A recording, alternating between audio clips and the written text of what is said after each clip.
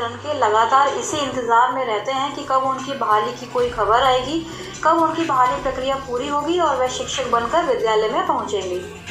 Third round की counselling का schedule जब छठे चरण का जारी हुआ था तो यह उम्मीद थी कि इसी साल जो है छठा चरण कंप्लीट हो जाएगा। उसके बाद नए साल में जनवरी फरवरी में 7th फेज की जो बहाली प्रक्रिया है वह स्टार्ट हो जाएगी। लेकिन अब फिर से सचिवालय से यहाँ तक कि प्रधान सचिव संजय कुमार के माध्यम से यह खबर सामने आई है कि जो छठे चरण के थर्ड राउंड की काउंसलिंग थी वह अब जनवरी के फर्स्ट या फिर सेकेंड वीक में रीस्टार्ट यानी कि रीशेड्यूल होकर दोबारा शुरू होगी। और जो शेड्यूल निकाला गया था पंचायत चुनाव के इमीडिएट बाद 14 दिसंबर से थर्ड राउंड की काउंसलिंग का शेड्यूल जो है निकाला गया था, उसमें भी अब चेंजेस होने के चांसेस नज़र आ रहे हैं। और अब ऐसा कहा जा रहा है कि पंचायत प्रतिनिधियों की शपथ के बाद ही दोबारा से शेड्यूल जारी किया जाएगा और जनवरी महीने में ही प्राइमरी व जो माध्यमिक काउंसलिंग है, जो भी प्रक्रिया है छठे चरण की माध्यमिक उच्च माध्यमिक की, वह कंप्लीट हो पाएगी।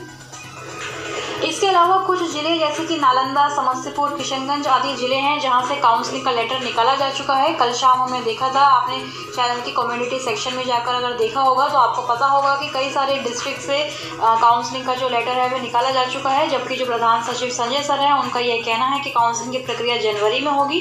अखबारों के माध्यम से भी यही खबरें आ रही हैं कि जनवरी में ही पूरी हो पाएगी शिक्षक नियोजन की प्रक्रिया। तो अभी शिक्षक अभ्यर्थियों में पूरी तरह से भ्रम की स्थिति बनी हुई है। तो ये बहाली प्रक्रिया कब तक पूरी होगी, काउंसलिंग कैसे और कब स्टार्ट होगी, इस पर लगातार संशय की स्थिति बनी हुई है। लेकिन जब प्रधान सचिव संजय कुमार ने ये कह दिया है कि शपथ ग्रहण के बाद ही यानी कि 31 दिसंबर तक यह जो शपथ ग्रहण का कार्य है पंचायत प्रतिनिधियों का वह समाप्त हो पाएगा, उसके बाद ही काउंसलिंग वह करवा सकते हैं। तो यही होता हुआ लग रहा है कि जो जिले के लेटर निकले हैं काउंसलिंग के लिए वह फिर से रिवाइज होंगे, फिर से उन्हें मतलब रद्द किया जाएगा, निरस्त किया जाएगा और जनवरी में फर्स्ट या सेकेंड वीक में फिर से उन लेटर्स को रिवाइज करके जारी किया जाएगा। इस पर एक सवाल यह भी खड़ा होता है कि जनवरी में अगर यह प्रक्रिया स्टार्ट होती है काउंसलिंग की तो यह खत्म कब तक होगी और उसके बाद फिर से सरकार डॉक्यूमेंट्स की वेरिफिकेशन का लेटर जारी करेगी, उसमें कितना समय लगाएगी। क्योंकि यह भी साथ में हम लोग सोच रहे हैं कि क्या 7वां जो चरण है वह पैरेलली सरकार स्टार्ट कर सकती है या फिर से वही बहाना बनाएगी कि छठा चरण समाप्त होने के बाद ही 7वां चरण आरंभ हो पाएगा।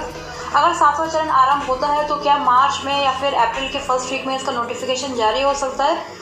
एक लेटर भी आपको दिखाना था बिहार विद्यालय परीक्षा समिति का, जो कुछ समय पहले यानी कि 30 नवंबर को जारी हुआ था, जिसमें जो भी माध्यमिक विद्यालयों में रिक्तियां हैं, शिक्षकों की स्थिति है, कंडीशन है, उसको बताने के लिए लेटर जारी हुआ था और 10 दिसंबर 2021 तक यह जो पूरा विवरण था वह देना था स्कूलों के माध्यम से प्रधान शिक्षकों को। लेकिन अभी तक इसके बारे में कोई भी जानकारी नहीं आई कि किस विद्यालय में कितने शिक्षक हैं या फिर ऐसे बहुत से विद्यालय हैं जो उत्क्रमित हुए हैं, नए विद्यालय बने हैं और उनमें हाई स्कूल और +2 के इंटर के कोई भी टीचर, कोई भी शिक्षक जो है किसी भी सब्जेक्ट के मौजूद नहीं है। तो यह पूरा विवरण अगर सरकार के पास पहुंचता है, इसको भी ट्रांसपेरेंट तरीके से जो है साझा करना चाहिए सरकार को कि कितने विद्यालयों में शिक्षक नहीं हैं और कितनी जो सीटें हैं खाली हैं। तो ये नई रिक्तियाँ भी अगर 7th फेज में सरकार फॉरवर्ड कर देती है, ऐड कर देती है, तो ज़्यादा से ज़्यादा शिक्षकों की जो है बहाली हो सकती है 7th फेज में। क्योंकि छठे चरण में तो आप लोग देख ही रहे हैं कि ज़्यादा शिक्षक बहाल नहीं हो पा रहे हैं, केवल 38,000 शिक्षक ही अभी तक 94,000 में से बहाल हुए हैं और यही आगे भी होने वाला है। हाई स्कूल +2 में भी जो छठे चरण के शिक्षक बहाल होंगे वह भी बहुत कम है, बहुत कम संख्या में है। तो इसलिए 7th फेज में ज़्यादा टीचर्स की बहाली होने के आसार साफ नज़र आ रहे हैं। लेकिन सवाल यही है कि जब छठे चरण में ही तारीख पर तारीख मिल रही है तो क्या 7th फेज टाइम पर स्टार्ट हो सकता है या फिर नहीं। विपक्ष की तरफ से लगातार सरकार पर हमले होते रहे हैं शिक्षक बहाली को लेकर। CPIML पार्टी के जो MLA हैं संदीप सौरभ, उनका कहना है कि अगर सरकार और विभाग की मंशा ठीक है तो नियुक्ति पत्र वितरण का जो शेड्यूल है जारी क्यों नहीं हो रहा है।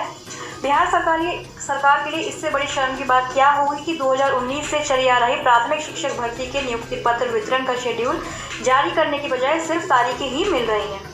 और यह भी आप लोगों को ज्ञात होगा कि यह प्रक्रिया 2019 से ज़रूर शुरू हुई है, लेकिन जो इसमें अभ्यर्थी शामिल हो रहे हैं बिहार TET के, वह 2017 में एग्ज़ाम क्वालिफाई करके बैठे हुए हैं, आज तक बेरोजगार हैं।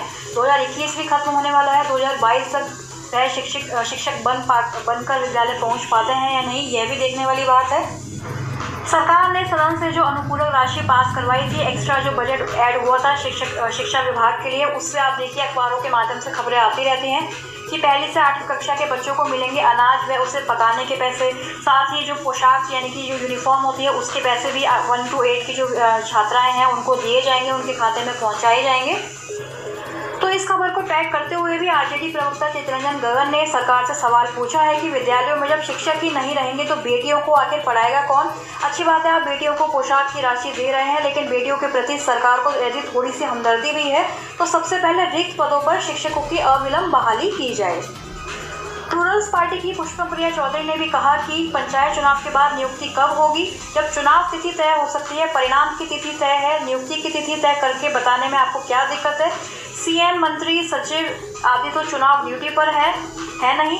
टालमटोल छोड़िए, नियुक्ति दीजिए 1 जनवरी से, क्योंकि सभी शिक्षक अभ्यर्थियों की भी यही मांग थी जो आंदोलन किया गया था कि नए साल से पहले नियुक्ति पत्र उनको चाहिए। और अब यह सुनने में आ रहा है कि नए साल में ही काउंसलिंग की प्रक्रिया जो है 6ठे चरण की स्टार्ट हो पाएगी। तो एक बार फिर से अभ्यर्थियों को निराशा ही हाथ लगी है।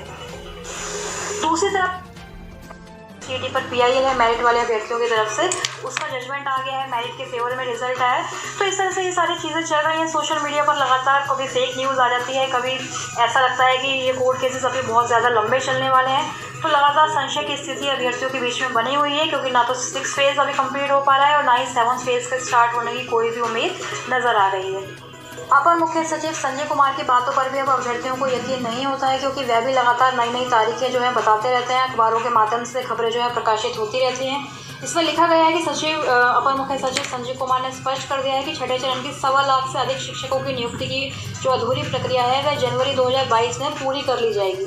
तो देखिए यहाँ पर लिखा है कि पूरी कर ली जाएगी, लेकिन इनको यह नहीं पता कि पूरी किस तरह से होगी। बाद में फिर ये अपना जो स्टेटमेंट है उसको चेंज कर सकते हैं, क्योंकि जब जनवरी में काउंसलिंग होगी तो क्या जनवरी में ही ये जो वेरिफिकेशन का कार्य है डॉक्यूमेंट्स का वह पूरा हो जाएगा। माध्यमिक और उच्च माध्यमिक सारी जो कार्रवाई है कि वह केवल जनवरी में ही समाप्त हो पाएंगी या नहीं। आगे इन्होंने लिखा है कि इस दिशा में विभाग भी पूरी तरह प्रतिबद्ध है। तो विभाग हमेशा से ही प्रतिबद्ध रहा है, लेकिन जो शिक्षक प्रक्रिया है बहाली की वह कभी पूरी नहीं हो पा रही है। उल्लेखनीय है कि 12 दिसंबर को पंचायत चुनाव के मद्देनज़र प्रभावी आचार संहिता तो खत्म हो जाएगी, लेकिन जो प्रतिनिधियों का शपथ ग्रहण का कार्यक्रम है वह कम से कम 31 दिसंबर तक पूरा हो पाएगा। इसलिए कोरोना की तीसरी लहर की भी आने की आशंका साफ है। इस पर भी प्रधान सचिव संजय कुमार का ये बयान आया है कि अभी स्कूल खुले रहेंगे, लेकिन आपदा प्रबंधन समिति के फैसले के बाद ही निर्णय लिया जा सकेगा। तो ये तो अच्छी बात है कि कोरोना आएगा तो स्कूल्स जो है वो बंद हो जाएंगे, होने भी चाहिए, क्योंकि विद्यार्थी जो है काफ़ी जल्दी प्रभावित हो सकते हैं इससे। लेकिन आप लोग जानते हैं कि कोरोना के कारण सरकार को एक और बहाना मिल जाता है शिक्षकों की बहाली प्रक्रिया को रोकने के लिए। तो कहीं ऐसा ना हो कि कोरोना काल का बहाना फिर से सरकार को मिल जाए, उसके बाद ये नगर निकाय के जो चुनाव है उसका बहाना बनाकर बैठे रहेंगे।